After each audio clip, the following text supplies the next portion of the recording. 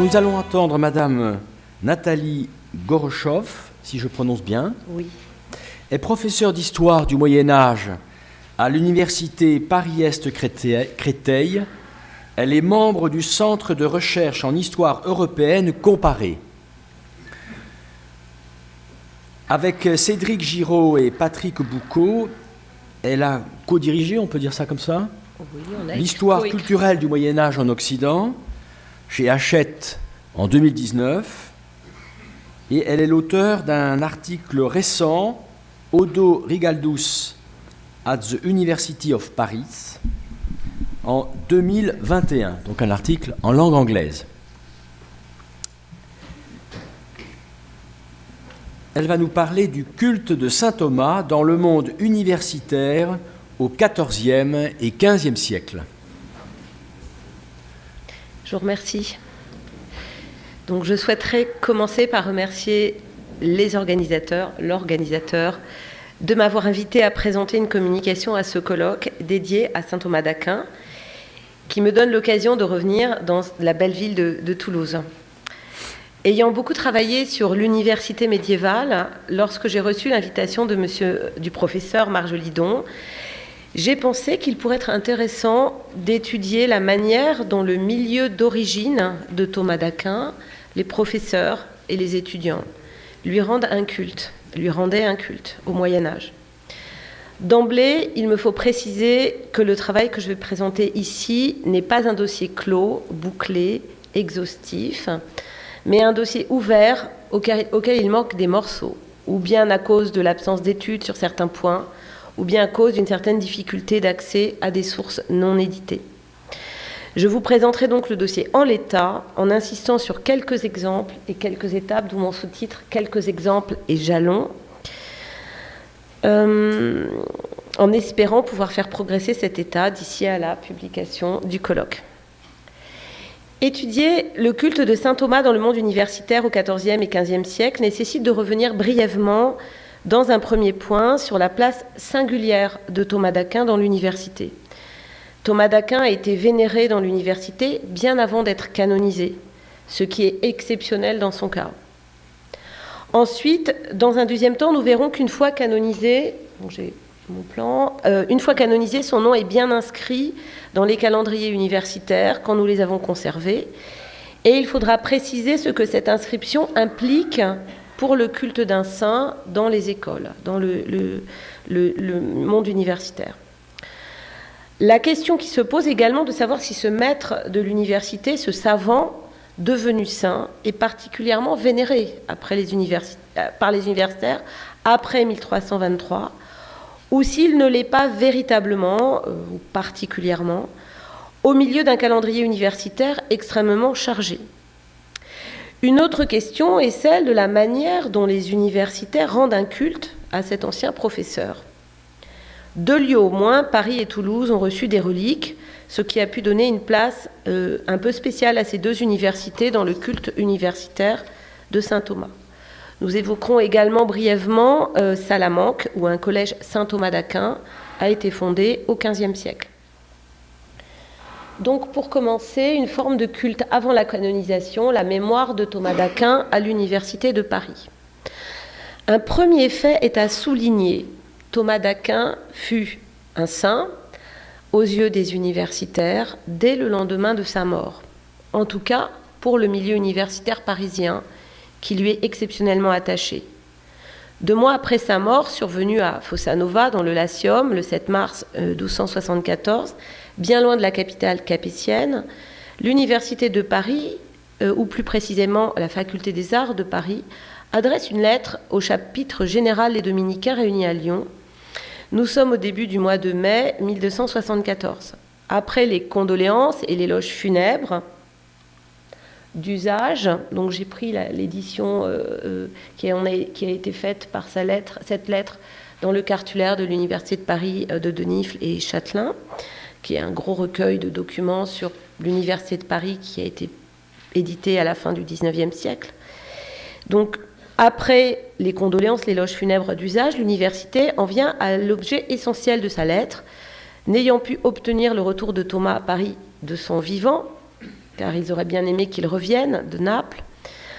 L'université réclame le corps de Thomas afin qu'il reçoive sépulture à Paris. Et cette demande avait déjà été formulée au chapitre de Florence, juste après la mort de Thomas en 1272. Donc j'ai voulu vous projeter le texte latin, donc j'en ai fait une traduction en tout cas partielle.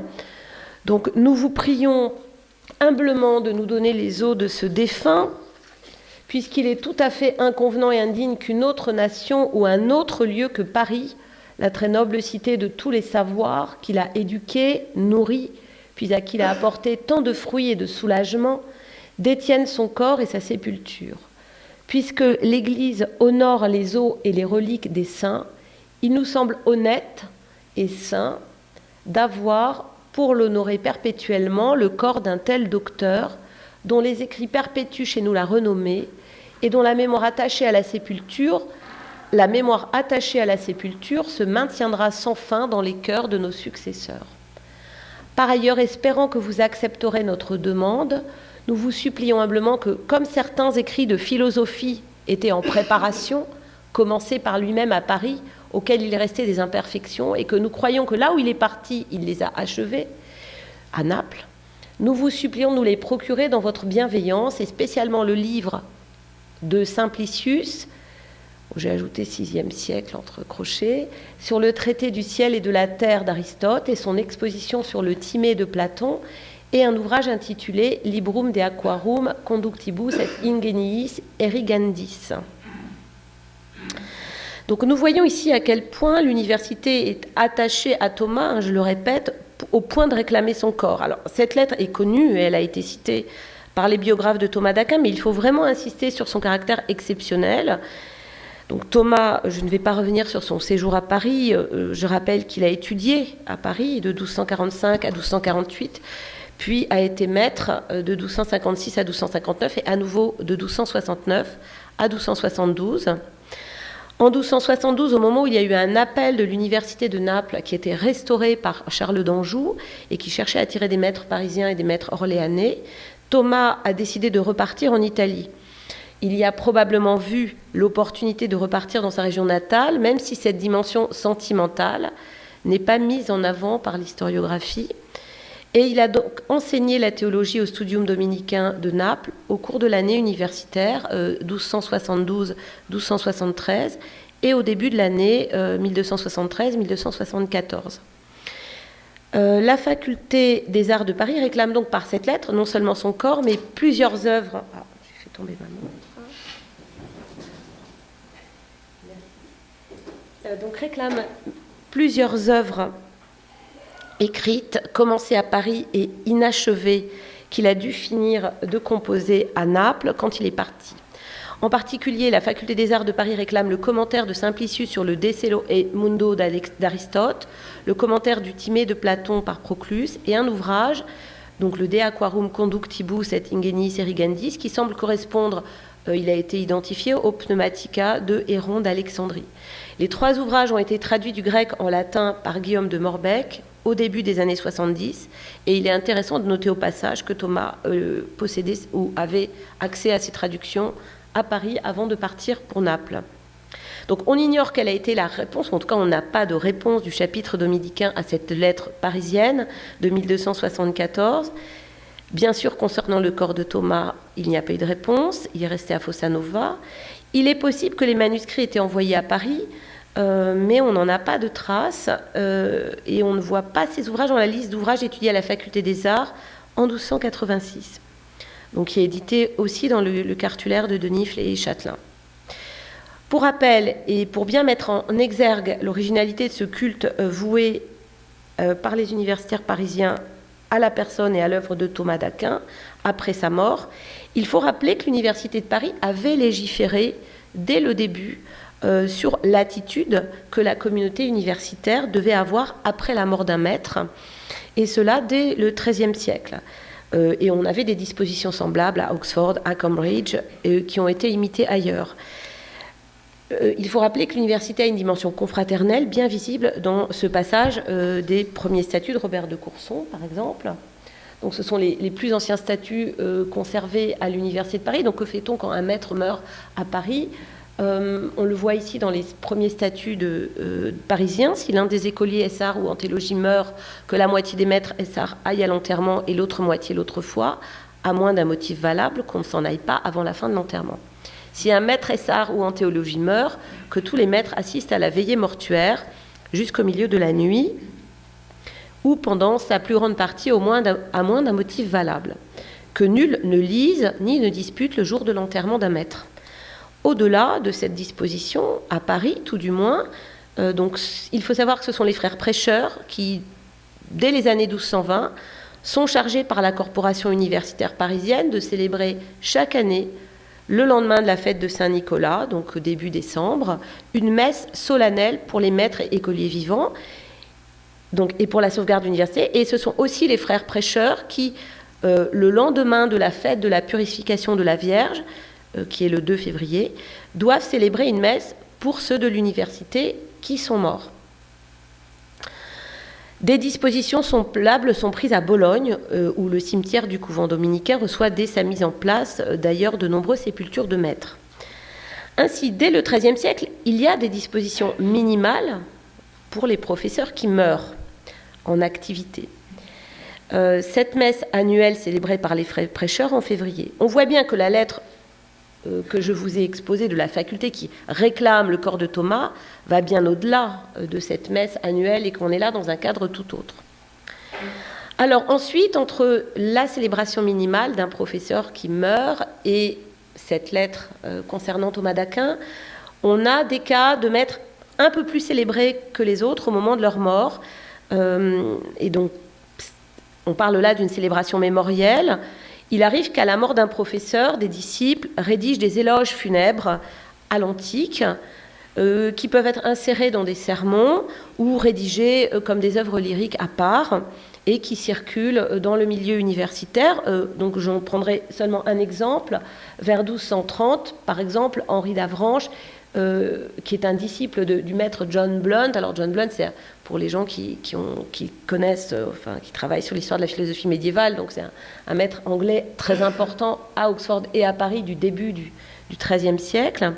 Il a été l'un des premiers commentateurs de certains traités d'Aristote. Et nous voyons ici donc cet éloge funèbre. Henri d'Avranches écrit: il a été le premier à étudier activement les livres d'Aristote lorsque récemment les Arabes les ont transmis au latin. Nul autre ne les a jamais enseignés avant lui de manière aussi remarquable, ainsi qu'en témoigne Oxford et Paris. Donc ça, c'est un texte rédigé après la mort de John Blunt. On pourrait prendre d'autres exemples, hein. Par exemple un manuscrit rémois avec une complainte funèbre rédigée pour Guillard de Lan, qui est un autre professeur en théologie qui lui est professeur en théologie mort au milieu du XIIIe, où on pourrait prendre l'exemple d'une lettre de Robert Grosseteste, professeur à l'université d'Oxford, juste après la mort d'Alexandre de Alès en 1245, qui est une lettre où il déplore la mort de ce maître fameux. Mais la majorité des maîtres, des professeurs morts, bénéficient de prières collectives une fois par an à l'Université de Paris et dans les autres universités fondées selon ce modèle. On célèbre parfois la mémoire de maîtres plus admirés, et parmi eux Thomas d'Aquin, au-delà de ce mouvement mémoriel, est vénéré, véritablement vénéré par ses anciens collègues et disciples. Alors, dans un deuxième temps, ce qui se passe dans le monde universitaire après la canonisation, après 1323. Alors, juste un petit rappel, alors on n'est pas là sur cette diapositive après 1323, pour vous rappeler comment se passait la fête des saints dans l'université dès le XIIIe siècle, et je vais vous montrer comment les choses ont évolué à partir de 1323. Au XIIIe siècle, alors, bon, déjà, on n'a pas tant de sources que ça pour étudier cette vie religieuse et cette célébration des fêtes des saints dans les universités médiévales. En fait, on a seulement quelques calendriers qui sont conservés, donc les calendriers, on ne les a pas toujours. Et évidemment, on a aussi des recueils de sermons, éventuellement prononcés à l'occasion de ces fêtes devant l'université. Mais comme vous le savez, la plupart de ces sermons ne sont pas édités, et je donnerai seulement quelques exemples. Donc, pour comprendre comment se déroule la vie religieuse dans le milieu universitaire, Je voudrais juste revenir en une minute sur ce qui se passait au XIIIe siècle. Donc on n'a pas de calendrier universitaire pour les années antérieures, avant le XIVe siècle, mais on a des règlements universitaires, des statuts qui énumèrent les jours de fête auxquels les cours sont interrompus. Par exemple, à Paris, on a ce règlement de 1255 qui précise les jours fériés obligatoires. Donc les fêtes christiques, les fêtes des 4 évangélistes. Et donc ce premier calendrier, ce premier règlement parisien qu'on a conservé était une tentative pour établir un calendrier commun à l'ensemble des écoles parisiennes. Et il s'agissait aussi de préciser le nombre de jours fériés pour un certain nombre de fêtes, comme Noël, Pâques et la Pentecôte. On voit qu'il y avait déjà une insistance au XIIIe siècle qui est classique, sur les fêtes des évangélistes, les fêtes des 12 apôtres. Évidemment, alors ça n'est pas un règlement qui mentionne toutes les fêtes, mais il est précisé à un moment que les fêtes de Saint-Dominique, de Saint-François, de Saint-Antoine de Padoue et de Saint-Pierre de Vérone sont célébrées et il n'y a pas de cours ces jours-là dès le XIIIe siècle. Et on a un autre calendrier qui date, lui, de 1266, qui nous rappelle, donc qui nous montre que le calendrier universitaire, en gros, suit le calendrier du diocèse, alors avec une insistance particulière propre au monde universitaire à Paris, les fêtes de Saint-Nicolas et de Sainte-Catherine, qui sont des fêtes véritablement du monde universitaire parisien, et communes à toute l'université. Alors, célébrer ces fêtes au XIIIe siècle, ça veut dire donc faire cesser les cours pour la journée ou pour plusieurs jours, mais en général pour les fêtes de saints, c'est une journée sans cours. Et normalement, il y a 2 sermons prononcés par les maîtres ou les bacheliers en théologie ces jours-là, ce qu'on appelle un sermon le matin et le terme de collation étant réservé pour le sermon de l'après-midi. Et donc, les 2 sermons la présence de ces 2 sermons était d'ailleurs parfois critiquée. Là, je reprends une référence de Nicole Berrioux qui signale dans son étude sur la prédication parisienne que vers 1260, Saint Bonaventure, dans un sermon, dit que ces 2 sermons du jour de fête n'étaient pas du goût de tout le monde dans l'université. Ça prenait du temps, mais que néanmoins on respectait généralement ce rituel. Alors, ce sont souvent les frères mendiants qui assurent une bonne part de cette prédication dès le XIIIe. En gros, Nicole Berrioux a calculé, pour les années 1280, on est autour de 75% en fait, des sermons des jours de fête qui sont prononcés par les mendiants. Et également, alors, ce qu'on peut ajouter tout de même pour terminer sur cette histoire des fêtes de saints dans l'université dès le XIIIe, qu'il y a tout au long du XIIIe des règlements qui interdisent des pratiques des étudiants ces jours de fête, c'est-à-dire des rondes, des beuveries et des danses qu'ils avaient coutume de faire ces jours de fête. Et ce sont des règlements qu'on répète non seulement au XIIIe, au XIVe et XVe, parce que sans doute personne ne les respectait. Alors, si nous revenons à la période au XIVe siècle, donc nous avons un peu plus de calendrier universitaire. Alors là, on n'en a pas énormément. On en a un à Paris au milieu on a beaucoup d'indications pour Paris au milieu du XIVe siècle. Et on a aussi des règlements qui sont plus prolixes sur la célébration des fêtes. Alors évidemment, je voulais vous montrer ici que c'est normal. Quand on se situe vers le milieu du XIVe, on voit bien que la fête de saint Thomas d'Aquin a été ajoutée au 7 mars. Alors, il y a un très, très grand nombre de jours de fêtes célébrés à l'Université de Paris. Alors, on le sait par ses sources parisiennes, mais également sans doute dans beaucoup d'autres universités à la même époque. Alors, les contraintes sont quand même plus ou moins fortes. Par exemple, à Toulouse, pour citer les travaux de M. Verger, si je l'ai bien lu, tous les étudiants n'étaient pas requis, n'étaient pas contraints d'assister à tous les offices des jours de fête. C'était surtout les gradués, les officiers de l'université, le recteur, qui étaient contraints d'assister à tous les offices des jours de fête. Donc ça, c'est la situation toulousaine, alors qu'à Paris, on a des règlements qui menacent d'amende les étudiants qui ne viennent pas assister à toutes les célébrations, y compris les sermons des jours de fête. Et cet absentéisme tenait peut-être au trop grand nombre de cérémonies. Alors on voit ici, donc, il s'agit bien de jours où on ne fait pas cours, non legitur in aliqua facultate, et où l'université est entièrement réunie, les 4 facultés et les étudiants, pour tous ces jours-là. Donc je ne vais pas lire la liste de ces jours de fête, mais je voulais juste vous signaler, j'ai indiqué en rouge les fêtes des saints canonisés depuis la fin du XIIIe siècle ou du début du XIVe, donc Saint-Louis fin XIIIe, Saint-Yves et Saint Thomas d'Aquin, qui ont été ajoutés au calendrier. Alors, il faut aussi dire qu'il y a des absences dans ce calendrier, bien qu'il soit déjà très fourni, puisque par exemple, il y avait des fêtes très populaires dans le diocèse de Paris, comme Sainte-Geneviève ou Saint-Marcel, que les universitaires ne célèbrent pas. En tout cas, on n'interrompt pas les cours ces jours-là.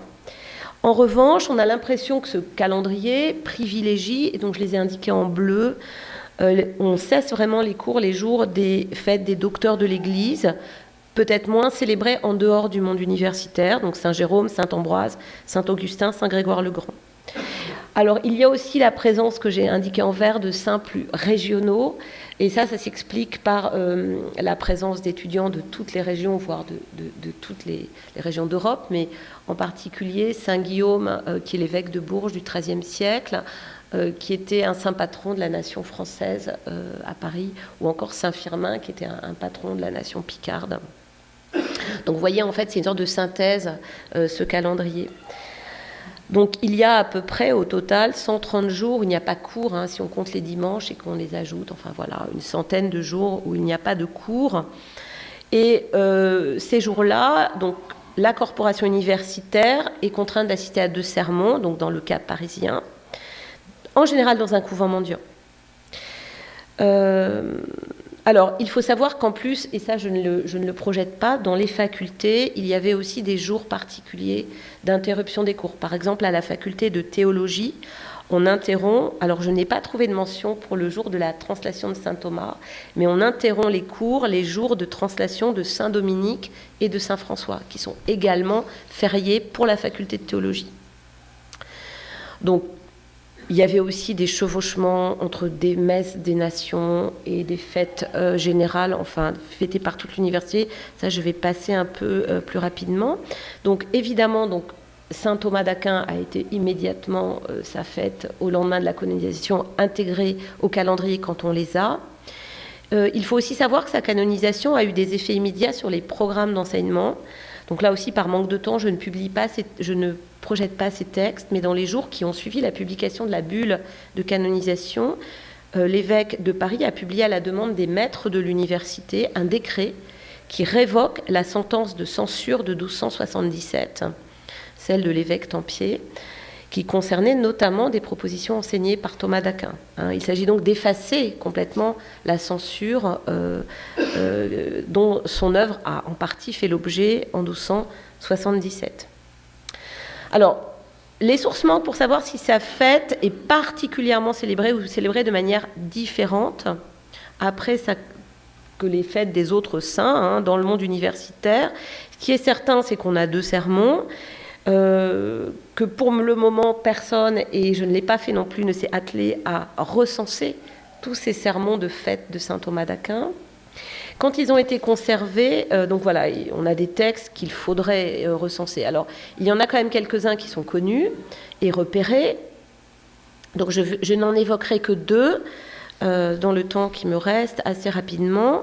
On a notamment 2 collationes, alors évidemment, dont on n'est pas on ne peut être absolument certain qu'elles ont été écrites pour le monde universitaire. Ce sont 2 sermons concernant Thomas d'Aquin, d'Armand de Belvézère, donc qui ont fait l'objet d'une édition ancienne au XVIe siècle. Donc je vous rappelle juste qui est ce personnage, qui est peut-être passé par Paris. Alors dans ces 2 collations qui ont été donc transcrites dans un recueil vers 1328, il n'était pas à Paris à ce moment-là, il mentionne tout de même à un moment donné les étudiants parisiens Et on a l'impression qu'il a pu à ce moment-là s'adresser à un auditoire parisien en disant que voilà, il n'est absolument pas possible que cette doctrine de saint Thomas d'Aquin abreuvait en fait les étudiants en logique, en philosophie naturelle et en théologie à Paris. Donc il le dit de cette façon-là, bon, et ça c'est un indice possible. Et il semble que c'est une collation concernant Thomas d'Aquin qui pourrait avoir été prononcée devant un milieu universitaire parce qu'il est dit aussi dans cette... Alors il y a peu d'exemplaires dans ce sermon et en revanche il écrit qu'il donne Thomas d'Aquin en exemple à son auditoire dans ce sermon Armand de Belvézère, et il dit qu'il n'a couru ni après les prébendes, ni après les bénéfices, ni après les honneurs, ce qui pourrait être aussi un discours adressé à des étudiants, à des universitaires. Bon, mais voilà, rien ne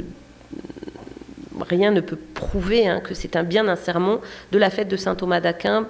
Peut-être que cela pourrait être confirmé. Alors, dans un troisième temps, et il me reste quelques minutes seulement, quel lieu privilégié du culte de saint Thomas dans le monde universitaire ? Déjà, il faut savoir que la question, c'est est-ce que... moi, je me suis focalisée sur quelques exemples dans cette présentation. Est-ce qu'il y avait, est-ce qu'on a des sources, et c'est très compliqué à trouver, qui prouveraient qu'il est plus célébré et à peu près dans toutes les universités médiévales. En fait, ce qu'il faut savoir, c'est quand on regarde ce calendrier, c'est qu'à la fin du XIVe et au début du XVe siècle, donc c'est quand même une donnée à connaître, dans le monde universitaire, il y avait des voix qui s'élevaient sur le trop grand nombre de fêtes. Et notamment dans le monde humaniste. Par exemple, Nicolas de Clamange, qui est un ancien universitaire parisien, qui est un des premiers humanistes français, qui a étudié les arts libéraux, la théologie, qui a été notaire et secrétaire du pape au début du XVe siècle, a rédigé un traité qui s'intitule « Contre l'institution des fêtes nouvelles », et il y déplore dans ce traité la multiplication des fêtes religieuses qui, pour lui, favorisent la paresse des plus jeunes chrétiens et notamment des étudiants. Et il dit, que dirais-je de la jeunesse qui se laisse aller ces jours-là dans le luxe, à s'entraîner à toutes sortes de méfaits. Ajoutant qu'il ne manque pas de personnes dévotes pour célébrer ces fêtes, mais il dit qu'il voudrait suivre le modèle de son maître Michel de Crenay, évêque d'Auxerre, qui dans des statuts synodaux a drastiquement réduit le nombre de jours de fête dans son diocèse. Il est possible que cette position de Nicolas de Clamange, comme celle de Michel de Crenay, qui est aussi un maître parisien, sur le trop grand nombre de fêtes, soit une position assez répandue dans le milieu universitaire. Au fond, qu'il y ait eu dans l'université une certaine hostilité à cette religiosité flamboyante, pour reprendre la formule de Jacques Chiffolot. En même temps, Nicolas de Clamange ne cite pas parmi les fêtes à ne pas célébrer celle de saint Thomas, évidemment, à moins célébrer celle de saint Thomas. Et il semble bien que la fête de Thomas d'Aquin, pourtant récente, au XIVe et au début du XVe, s'ancre de manière durable dans le monde universitaire, surtout qu'on y installe des reliques. Donc on en a déjà beaucoup parlé, donc je rappellerai juste, évidemment, qu'elles sont arrivées à Toulouse. Et évidemment, j'ai écouté attentivement les différentes communications de Madame Fournier et des autres collègues sur cette translation. C'est vrai qu'Étienne de la Ruelle, dans son article paru en 1955, intitulé « La translation des reliques de saint Thomas à Toulouse et la politique universitaire d'Urbain V », avait beaucoup insisté sur le fait que cette translation des reliques de Thomas à Toulouse prenait place dans la politique universitaire du pape Urbain. Et donc c'était une interprétation assez intéressante, puisque les reliques sont finalement là, sur place, à un moment où Urbain V vient de réformer la faculté de théologie. Donc je suis tout à fait d'accord pour qu'il y ait d'autres hypothèses. Il n'y a jamais qu'une seule interprétation, évidemment, en histoire. Donc on imagine que maîtres et étudiants à Toulouse ont pu se réunir chaque dimanche pour la messe à l'université de Toulouse, et Et ensuite, pour la fête de Thomas d'Aquin, il y a pu y avoir des célébrations particulières ce jour-là, le 7 mars, auprès des reliques. Donc nécessairement un culte qui a été amplifié à Toulouse, à l'université de Toulouse. De même à Paris, où, je ne reviendrai pas là-dessus, une précieuse relique a été remise dans le couvent dominicain de Paris, le bras de Thomas d'Aquin. J'avais juste mis une petit extrait de la bulle, enfin en tout cas d'un résumé de la bulle. Donc quand Urbain V a autorisé le transfert du bras à Paris, donc idem gloriosus sanctus sua fecunda facundia irriga gratia influente scriptorum enigmata reservavit. On a vraiment l'idée qu'il faut transférer ce bras parce que Thomas d'Aquin a enseigné à Paris et que sa doctrine y est enseignée. Et donc évidemment, là aussi, quand on sait que beaucoup d'assemblées universitaires se tenaient dans l'église des dominicains à Paris, la présence de cette relique n'a pu avoir qu'un effet important sur la célébration de son culte. Alors juste une dernière remarque pour dire qu'on n'a pas beaucoup de traces de ça, mais on a eu à Salamanque, au début du XVe siècle, dans l'université de Salamanque, également un collège qui a été fondé. Alors il est fondé par Benoît XIII, le pape Benoît XIII, et un collège pour étudiants qui a été fondé avec le patronage de saint Thomas, qui s'appelle le collège Thomas d'Aquin, qui est d'ailleurs encore aujourd'hui le siège du rectorat de l'université de Salamanque. Et c'était un lieu d'hébergement pour les étudiants qui, à partir du XVIe siècle, avait à la fois un rôle sanitaire, est devenu un hôpital, mais un lieu également d'enseignement, donc patronné par saint Thomas. Donc je voulais juste signaler cela avant de conclure. Donc quelques mots de conclusion. À l'université de Paris, donc on a vénéré particulièrement Thomas de son vivant. Puis on a célébré sa mémoire après sa mort, bien avant sa canonisation. Et il y avait vraiment un lien particulier entre ce professeur et l'université de Paris. Ensuite, à partir de sa canonisation, le monde universitaire lui voue un culte. Donc je me suis juste contentée ici d'éclairer quelques formes de ce culte en quelques lieux. Sans doute la présence de ces reliques a-t-elle donné une importance au culte à Toulouse et à Paris, mais il est difficile, comme vous l'avez compris, d'étudier dans la pratique le culte et ses fêtes annuelles de Thomas d'Aquin dans les universités. De nombreuses recherches restent à mener pour explorer les formes de ce culte dans les 60 universités fondées au Moyen-Âge en Europe. Mais ce professeur canonisé était assurément un saint très proche des professeurs et des étudiants. Je vous remercie.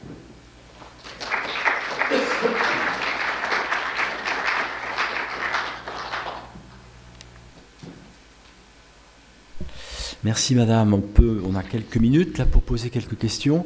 Tout à l'heure, moi je profite le bras de saint Thomas. Je crois que c'est madame, qu'est-ce qu'il disait ça, qu'il aurait été transféré de Paris à Rome.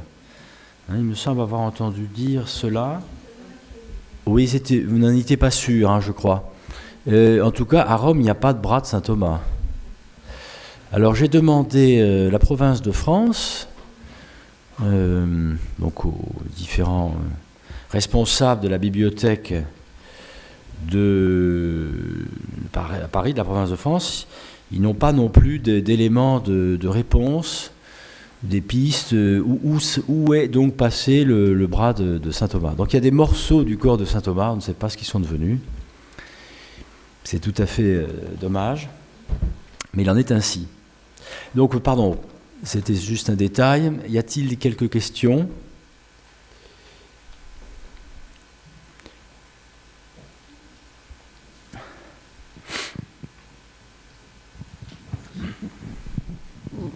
On sait que saint Thomas a composé quelques oraisons, quelques prières.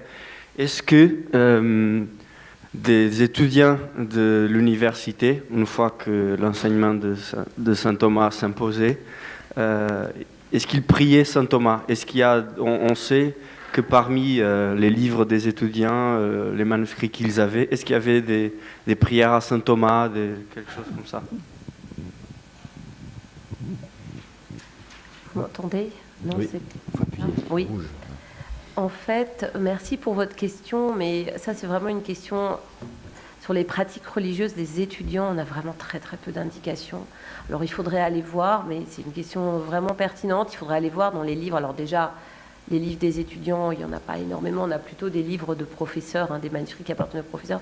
Il faudrait aller voir dans les possesseurs, oui, de manuscrits, dans les marges, peut-être dans des feuillets où il y a qui porteraient des prières écrites par Thomas d'Aquin. Oui, il faudrait le faire, mais là vraiment le travail n'a pas été fait. C'est une très bonne idée, à vrai dire. En fait, il faudrait vraiment que quelqu'un prenne le sujet, parce que c'est une recherche de longue haleine. Hier soir, au très beau concert de l'ensemble Perrotin, nous avons entendu toute une partie de la liturgie dominicaine de saint Thomas. Quand est-ce qu'elle a été composée? Vous avez des traces un petit peu de ça? Visiblement, ça s'est fait à Paris. Oui, forcément. Mais non, je n'ai pas vraiment travaillé là-dessus. Peut-être d'autres que moi sont plus spécialistes. Mais c'est probablement à Paris, oui, bien sûr.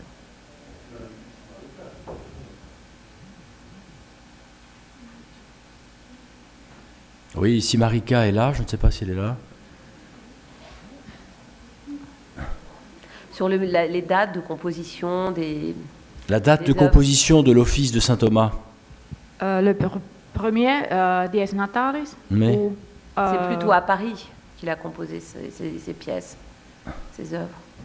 c'est pour Dies Natalis. C'est... comment on peut dire in English if you want.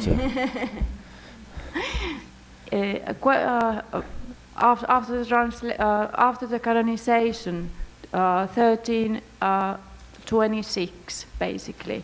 So 3 years after the canonization. And where was it composed? Where? Ouais. Paris, Rome. Very good question. Thank you. Avignon. I would guess, but this is only a guess. I would guess that in Paris. D'accord. Pour les prières, vous savez, il y a les prières attribuées à saint Thomas, là, que nous avons traduites. Elles sont du 15e.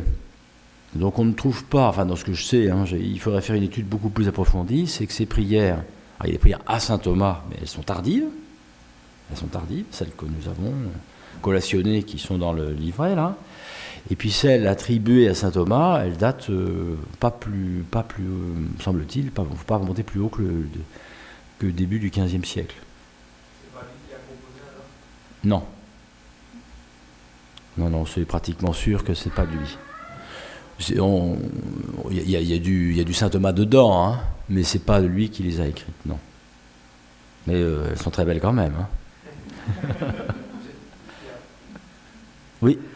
On a déjà évoqué la question mardi sans vraiment trouver la réponse. Alors peut-être que vous l'avez. Est-ce qu'on a une explication pour l'importance de la faculté des arts, notamment dans la première lettre que vous avez mentionnée, plus avec la quasi-absence de la faculté de théologie? Non, oui, je suis désolée, je n'étais pas là mardi. Moi, je trouve, j'ai pas été étonnée du fait que ce soit plutôt les artiens qui, parce que c'est à la faculté des arts principalement qu'on utilise les commentaires sur Aristote, et voilà. Enfin voilà, donc ça m'a pas. Oui, c'est vrai qu'on aurait pu imaginer que la faculté de théologie participait à cette demande, mais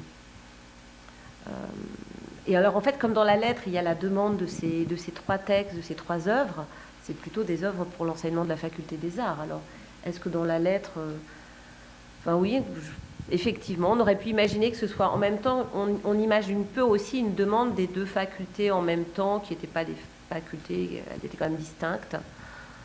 Donc, en fait, vous avez développé le fait que c'est un de ces maîtres. Oui. Oui, bien sûr, oui. Mais il a étudié à l'université de Paris, mais effectivement, il était maître à la faculté de théologie, mais il était aussi lu à la faculté des arts. Donc, Monsieur Verger? Oui, je n'y reviens pas, mais c'est en effet, j'ai parlé de cette lettre mardi, et j'en ai présenté, c'est vrai, une interprétation assez différente de celle que vient de présenter Nathalie Gorochoff, mais enfin, justement, comme ça, chacun pourra choisir. Personnellement, cette lettre me paraît bizarre, comme je l'ai dit. Hein. Il y a toutes sortes de choses qui sont bizarres. Bon, effectivement, elle vient de la faculté des arts, qui à ce moment-là est divisée en deux. C'est la scission des Normands, il y a 2 recteurs, etc., lequel a écrit présidé cette lettre. Hein. Ça a été bien étudié par le père Gautier, mais enfin, je n'ai pas relu exactement l'article du père Gautier, mais c'est quand même une situation assez particulière. D'autre part, c'est entre les 2 condamnations de 1270 et 1277. C'est-à-dire que les Artiens sont dans leurs petits souliers, à mon avis, la plupart d'entre eux, et ils essayent de se mettre sous l'ombre de Thomas et des prêcheurs. Parce qu'ils voient venir le mécontentement d'Étienne Tempier, des franciscains, d'Henri de Gand, etc. Hein, donc, ils ne sont pas dans une situation si bonne que ça. Alors, est-ce que tous les Artiens... Alors, Thomas n'a jamais enseigné à la faculté des arts, mais il était lu, en effet, par les Artiens. Mais il y avait peut-être des Artiens. Bon, j'avais rappelé l'histoire du bedeau de la nation picarde, qui remonte qui est antérieur, évidemment, un petit peu, mais enfin, qui montre qu'il n'y avait pas que des amis, même chez les Artiens, que des thomistes. Et a fortiori chez les théologiens, il y a encore Gérard d'Abbeville, n'est-ce pas? Il y a des gens qui n'aiment pas du tout les mendiants chez les théologiens à cette époque-là. Lorsque Gérard d'Abbeville lègue ses livres à la Sorbonne, il dit « je les lègue, mais à condition que les mendiants ne viennent pas les consulter parce qu'ils en ont déjà assez comme ça ». Et ils se prétendent pauvres, mis en état de lire, etc., n'est-ce pas?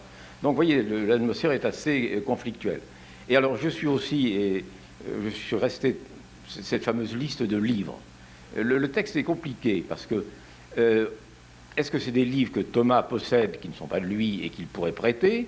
Mais le texte semble dire que c'est des livres qu'il compose, qu'il va composer, qu'il est en train de composer. Alors, cette liste est bizarre. Je sais pas si je l'ai entendu ou si je l'avais lu, ça a enchanté le père Chenu de voir que Thomas écrivait sur les conduites d'eau. Il y a un théologien des techniques et du travail, etc.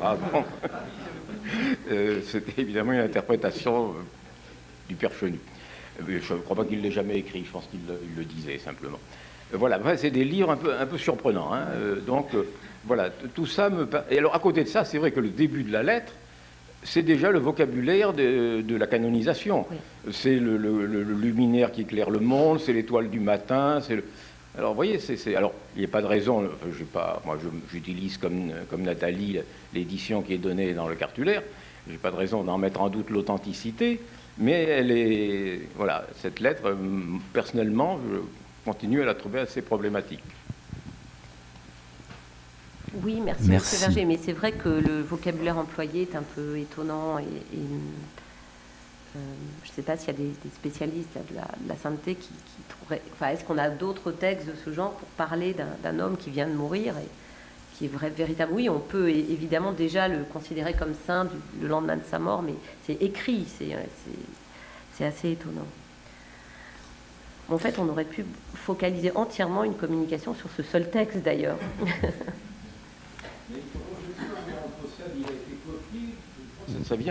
Ça vient des archives de l'ordre, plutôt. Il n'y a pas l'original, en tout cas, à ma connaissance.